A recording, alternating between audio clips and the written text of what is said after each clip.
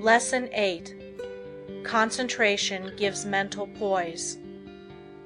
You will find that the man that concentrates is well poised, whereas the man that allows his mind to wander is easily upset. When in this state, wisdom does not pass from the subconscious storehouse into the consciousness. There must be mental quiet before the two consciousnesses can work in harmony. When you are able to concentrate, you have peace of mind. If you are in the habit of losing your poise, form the habit of reading literature that has a quieting power.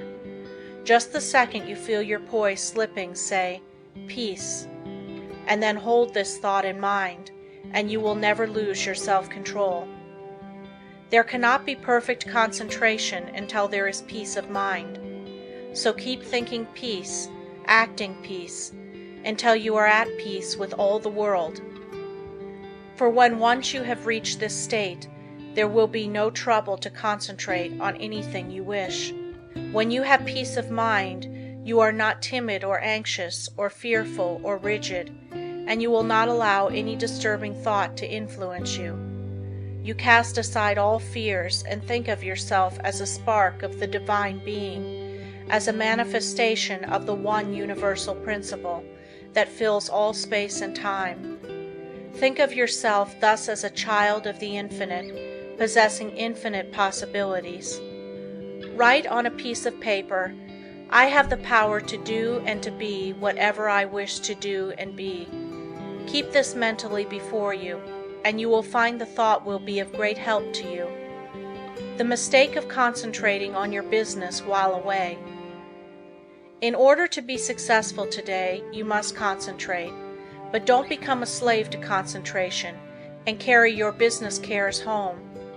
Just as sure as you do, you will be burning the life forces at both ends, and the fire will go out much sooner than was intended. Many men become so absorbed in their business that when they go to church they do not hear the preacher because their minds are on their business. If they go to the theater, they do not enjoy it because their business is on their minds. When they go to bed, they think about business instead of sleep and wonder why they don't sleep. This is the wrong kind of concentration and is dangerous. It is involuntary. When you are unable to get anything out of your mind, it becomes unwholesome, as any thought held continuously causes weariness of the flesh. It is a big mistake to let a thought rule you instead of ruling it. He who does not rule himself is not a success. If you cannot control your concentration, your health will suffer. So never become so absorbed with anything that you cannot lay it aside and take up another. This is self-control. Concentration is paying attention to a chosen thought. Everything that passes before the eye makes an impression on the subconscious mind, but unless you pay attention to some certain thing, you will not remember what you saw. For instance, if you walk down a busy street without seeing anything that attracted your particular attention, you could not recall anything you saw. So you see only what attracts your attention. If you work, you only see and remember what you think about. When you concentrate on something, it absorbs your whole thought. Self-study valuable. Everyone has some habits that can be overcome by concentration. We will say, for instance, you are in the habit of complaining or finding fault with yourself or others, or imagining that you do not possess the ability of others, or feeling that you are not as good as someone else, or that you cannot rely on yourself, or harboring any similar thoughts or thoughts of weakness. These should be cast aside, and instead thoughts of strength should be put in their place. Just remember every time you think of yourself as being weak, in some way you are making yourself so by thinking you are. Our mental conditions make us what we are. Just watch yourself and see how much time you waste in worrying, fretting, and complaining. The more of it you do, the worse off you are. Just the minute you are aware of thinking a negative thought, immediately change to a positive one. If you start to think of failure, change to thinking of success. You have the germ of success within you. Care for it the same as the setting hen broods over the eggs and you can make it a reality. You can make those that you come in contact with feel as you do, because you radiate vibrations of the way you feel, and your vibrations are felt by others. When you concentrate on a certain thing, you turn all the rays of your vibrations on this. Thought is the directing power of all life's vibrations. If a person should enter a room with a lot of people and feel as if he were a person of no consequence, no one would know he was there unless they saw him, and even if they did, they would not remember seeing him, because they were not attracted towards him. But let him enter the room feeling he was magnetic and concentrating on this thought, others would feel his vibration. So remember, the way you feel, you can make others feel. This is the law. Make yourself a concentrated dynamo from which your thoughts vibrate to others. Then you are a power in the world. Cultivate the art of feeling, for as I said before, you can only make others feel what you feel. If you will study all of the great characters of history, you will find that they were enthusiastic. First they were enthusiastic themselves, and then they could arouse others' enthusiasm. It is latent in everyone. It is a wonderful force when once aroused. All public men to be a success have to possess it. Cultivate it by concentration. Set aside some hour of the day wherein to hold rapt converse with the soul. Meditate with sincere desire and contrite heart, and you will be able to accomplish that which you have meditated on. This is the keynote of success. Think, speak, and act just as you wish to be, and you will be that which you wish to be.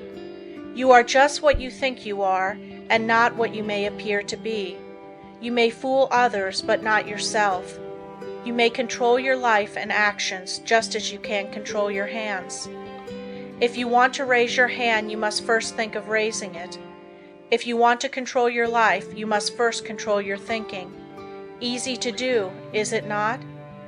Yes, it is, if you will but concentrate on what you think about. For he only can that says he will. How can we secure concentration? To this question, the first and last answer must be, by interest and strong motive. The stronger the motive, the greater the concentration. Eustace Miller, M.D. The successful lives are the concentrated lives. The utterly helpless multitude that sooner or later have to be cared for by charity are those that were never able to concentrate, and who have become the victims of negative ideas. Train yourself so you will be able to concentrate your thought and develop your brain power and increase your mental energy, or you can be a slacker, a drifter, a quitter, or a sleeper. It all depends on how you concentrate or centralize your thoughts. Your thinking then becomes a fixed power, and you do not waste time thinking about something that would not be good for you. You pick out the thoughts that will be the means of bringing you what you desire, and they become a material reality. Whatever we create in the thought world will someday materialize. That is the law. Don't forget this. In the old days, men drifted without concentration, but this is a day of efficiency, and therefore all our efforts must be concentrated if we are to win any success worth the name. Why people often do not get what they concentrate on? Because they sit down in hopeless despair and expect it to come to them. But if they will just reach out for it with their biggest effort, they will find it is within their reach. No one limits us but ourselves. We are what we are today as the result of internal conditions. We can control the external conditions. They are subject to our will. Through our concentration we can attract what we want, because we become in rapport with the universal forces from which we can get what we want. You have watched races, no doubt. They all line up together. Each has his mind set on getting to the goal before the others. This is one kind of concentration. A man starts to think on a certain subject. He has all kinds of thoughts come to him, but by concentration he shuts out all these but the one he has chosen. Concentration is just a case of willing to do a certain thing and doing it. If you want to accomplish anything first, put yourself in a concentrating, reposeful, receptive, acquiring frame of mind. In tackling unfamiliar work, make haste slowly and deliberately, and then you will secure that interior activity which is never possible when you are in a hurry or under a strain. When you think hard or try to hurry results too quickly, you generally shut off the interior flow of thoughts and ideas. You have often, no doubt, tried hard to think of something but could not, but just as soon as you stopped trying to think of it, it came to you. End of Lesson 8.